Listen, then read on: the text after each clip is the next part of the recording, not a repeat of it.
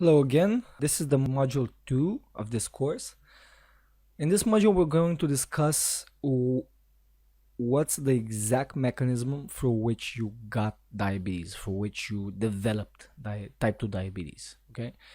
We're going to discuss the scientific approach, what the traditional medical establishment says about this.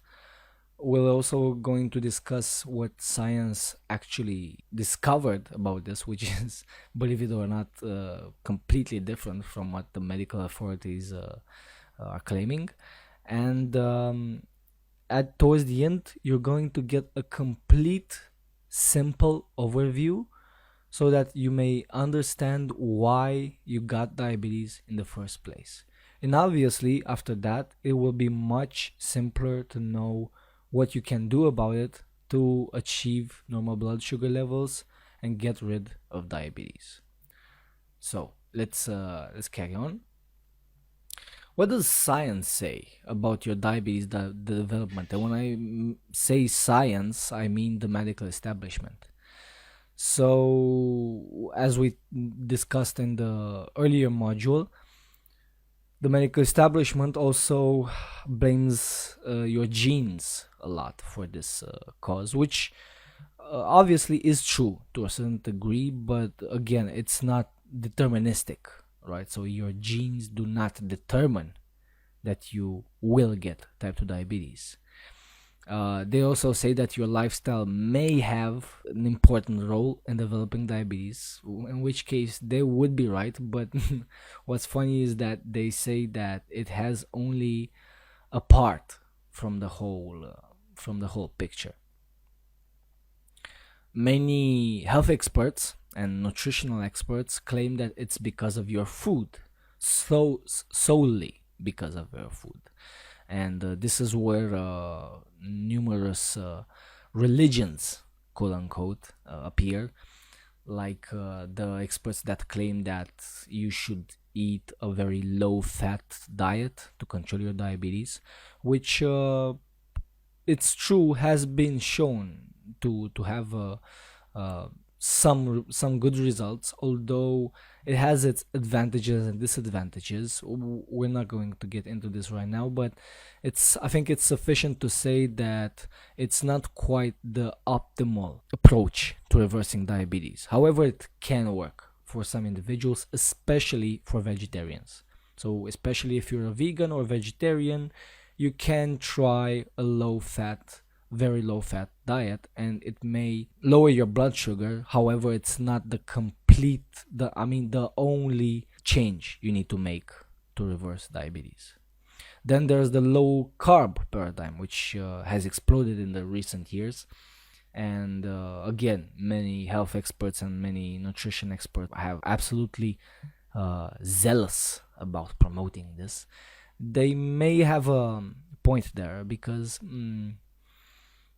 fortunately enough, the low carb paradigm promotes a very natural foods diet. So, nevertheless, you will get great results just because you're eating only natural foods, which again, most of them are very low in carbohydrates, which obviously will lower your blood sugar levels.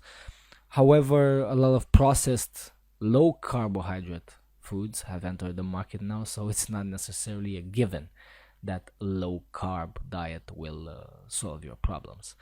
But overall, to solve the riddle of nutrition, so to speak, and of food, you'll find out in the next lesson why food isn't the culprit for your high blood sugar levels and for your diabetes.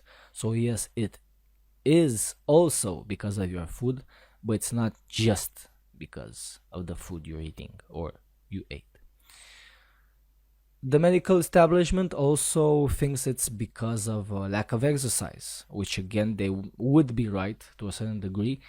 But again, it's not the end all be all of diabetes development. So you can't say that, oh, because you're lazy or just because you don't exercise you develop diabetes.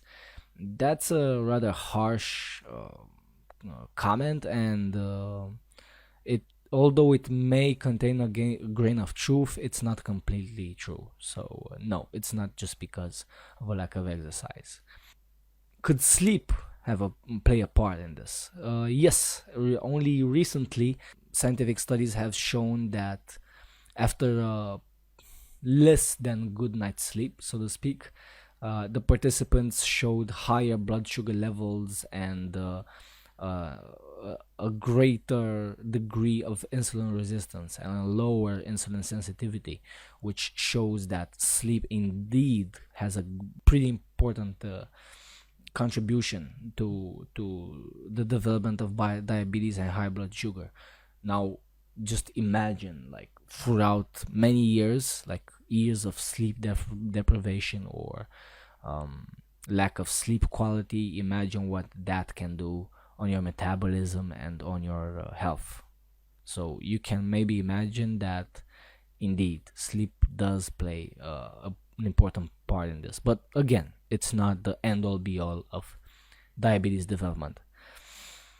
So, what's the bitter conclusion of modern medicine after we went through all of this?